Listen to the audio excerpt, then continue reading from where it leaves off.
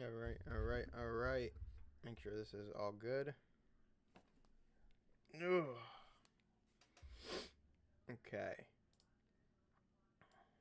Pull this a little bit to the side here. All right. Welcome to the Wrestling Pod. I'm your host, Carlito Santiago, and today we are here to predict SummerSlam 2025 in New Jersey.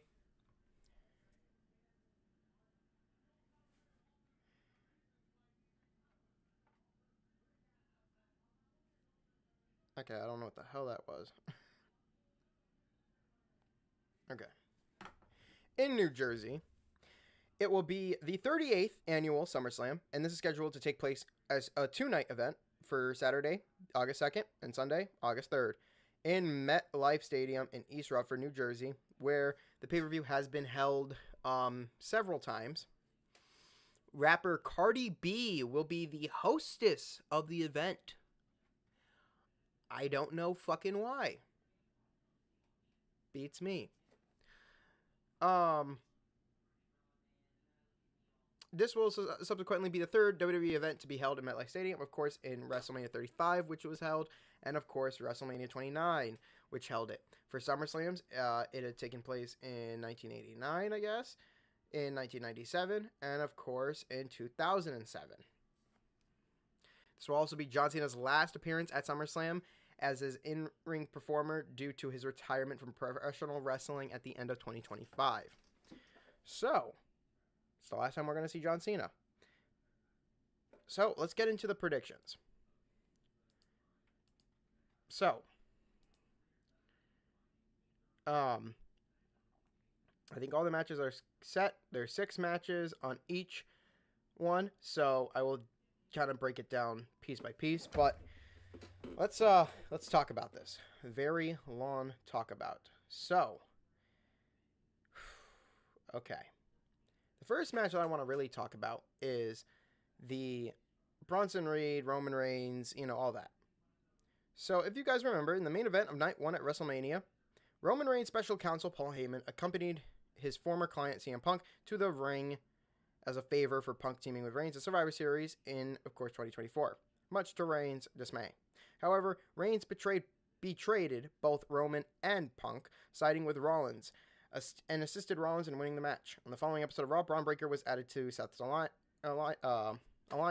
and attacked Reigns, with him subsequently taking a hiatus for over the couple months, during which Bronson Reed also made his alliance with Rollins. Rollins, however, suffered a knee injury at Saturday Night Main Event against LA Knight and was taken off of TV. So, we have to, of course, here make it so that we have this tag team match, as we're, of course, Roman Reigns and Jey Uso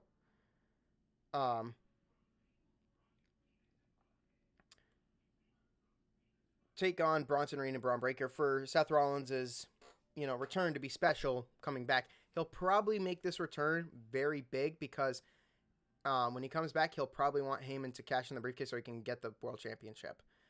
So, Reigns chastised Heyman for his betrayal, only to be attacked by Breaker and Reed. However, Uso appeared to assist Reigns. In a video message posted on X on July 22nd, Roman Reigns proposed a tag team match between himself and Uso against Breaker and Reed.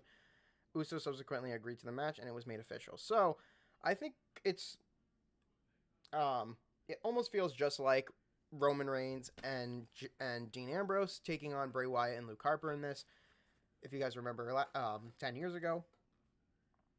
But, man, this will be a fun tag team match. I'm going to go with Roman Reigns and Jey Uso winning. It makes the most sense. Yeah, I think Uso and Reigns will pick up a victory here to get back at Braun Breaker and Bronson Reed for their torment that they have been doing to both of them and Punk. But Punk gets it a little bit better because he's got a World Championship match against Gunther. Moving on to, of course, the next tag team match that we got here. A lot of tag team matches. Let's talk about the Judgment Day, the women's, whatever.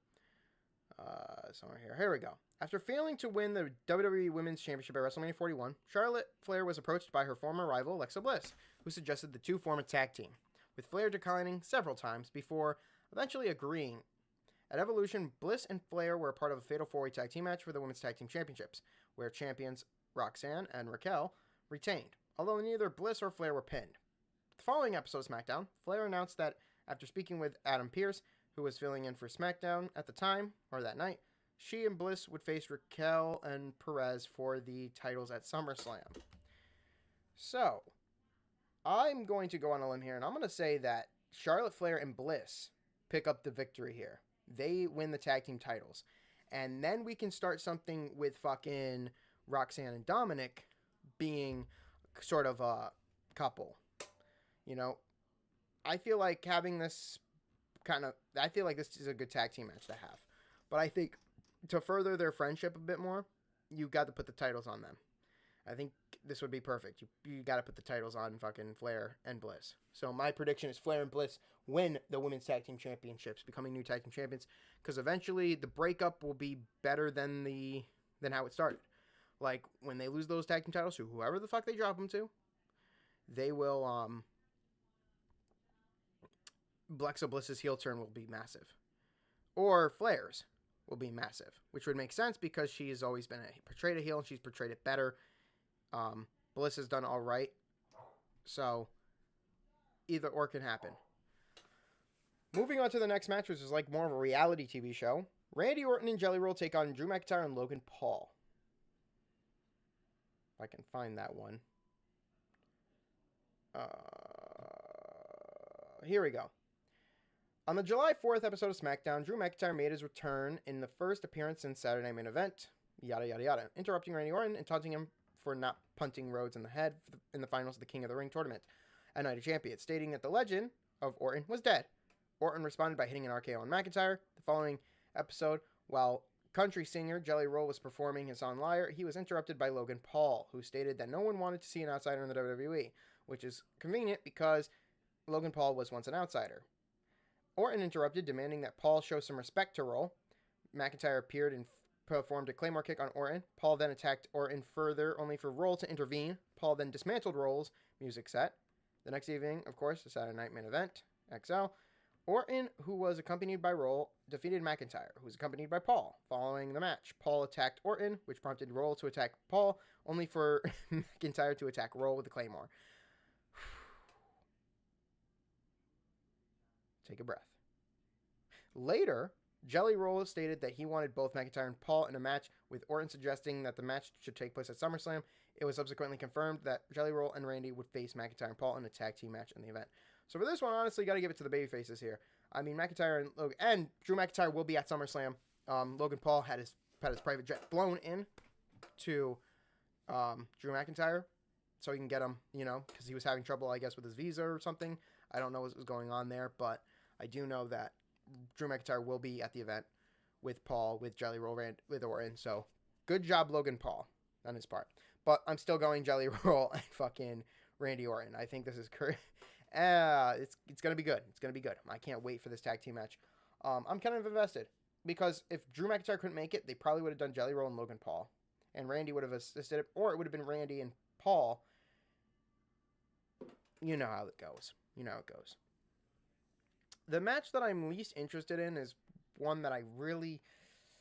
There are two. Honestly, it's these two. And the fact they're on night one makes a bit sense. Let's do Sami Zayn and Karrion Kross. Since early of 2025, Karrion Kross has been playing mind games with Sami Zayn, believing that Zayn was a liar and not the good guy he portrayed himself to be due to Zayn's past as a heel. This came to head at Night of Champions, where Zayn defeated Kross. On the following episode of Raw, Kross attacked Sami Zayn with a pipe, which cost Sami Zayn a tag team match later that night. Following week, he further attacked Zayn, attempted to strike once again Zayn with a pipe. However, he was stopped by Raw General Manager and some WWE personnel. This turned out to cost Zayn another match, which was against Bronson Reed, and take him off TV. Kross would then defeat Zayn on the July 21st episode after striking Zayn with a pipe once again.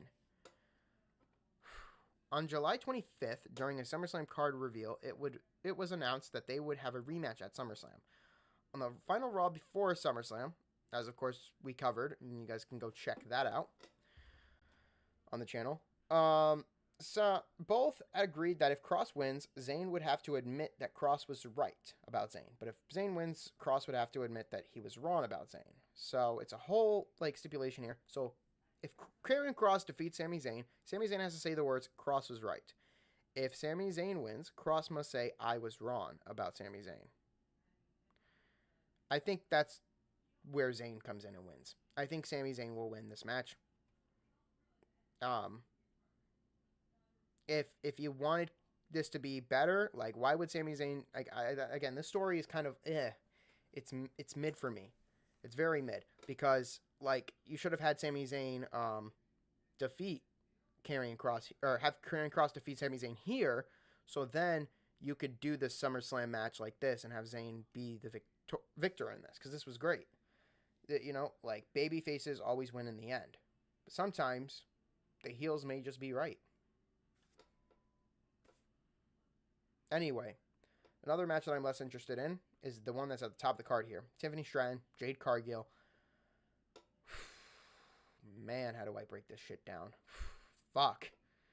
Okay. The Queen of the Ring Finals at Night of Champions was won by Jade Cargill. Subsequently, at Evolution the following month, Tiffany retained her title against Trish Stratus, thus confirming Cargill would face Stratus. So I can make a prediction here, and that prediction is quick. Jade Cargill wins the Women's WWE Championship. Oh, and you didn't realize, Sami Zayn wins against Karrion Kross. Next, you can mind that. That's my dog barking. Next, will be, of course, Punk and Gunther. So, a gauntlet match was held to determine who would face Gunther for the world title, and this was won by Punk. So, there's nothing really much there. A couple of promos back and forth. Honestly, the original plan was to have Punk win, Rollins cash in and screw Punk. And this was to get back at the January 6th opening of the Netflix premiere. So that was the whole like reason Rollins would cash in and do that, and to screw Punk. So Gunther is who I want to predict, but I think Punk might do it. I think Punk might win it, guys. I honestly think Punk might do it. I'm kind of heads and tails of this, but okay, you know what? I'm gonna go Gunther. I'm gonna say Gunther retains. I think they're gonna change up They're gonna change it up. They're not gonna go with the original plan. I think they're gonna change it up and go Gunther.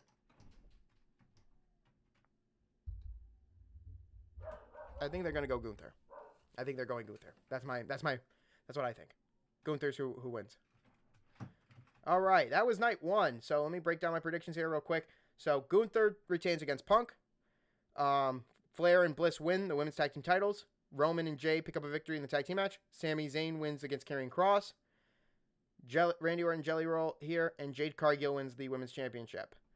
Yeah, more babyfaces than heels until we get to night two. So night two, I'm not even going to read this match, but this match is going to be fucking fun. The six-pack TLC tables, ladders, and chairs match for the WWE titles.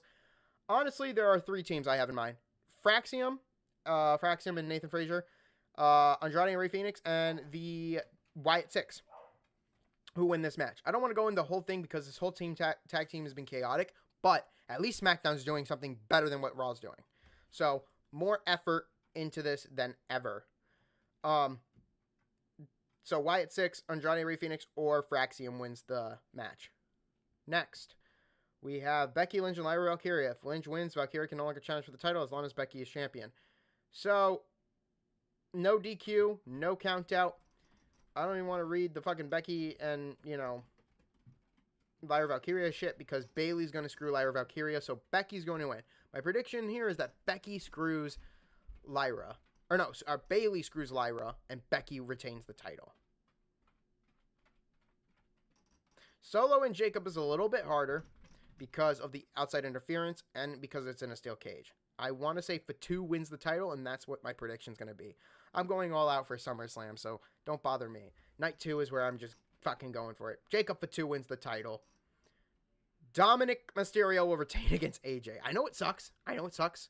Hear me out. I want AJ to win that fucking IC title so bad again. But I think Dominic's going to keep it. I think Dominic's going to keep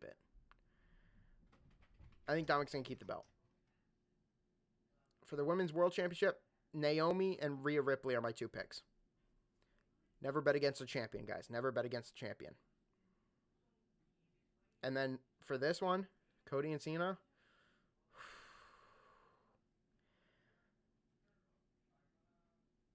John Cena retains the belt. Yeah, John Cena retains the belt. It could go either way, though. I can see Cody winning it back. But then what do you do for Cena later? Like, what do you do for Cena in Paris? That's a kind of a good question to ask. What do you do for Cena in Paris? Like, I feel like if you do Cena, I mean, you could have Cena challenge AJ, keep AJ a babyface, and have Cena be keep going the heel and try to win another championship. But I don't know. That's a tough one. There's still more opponents for him to face before he drops the title again to Rhodes. So,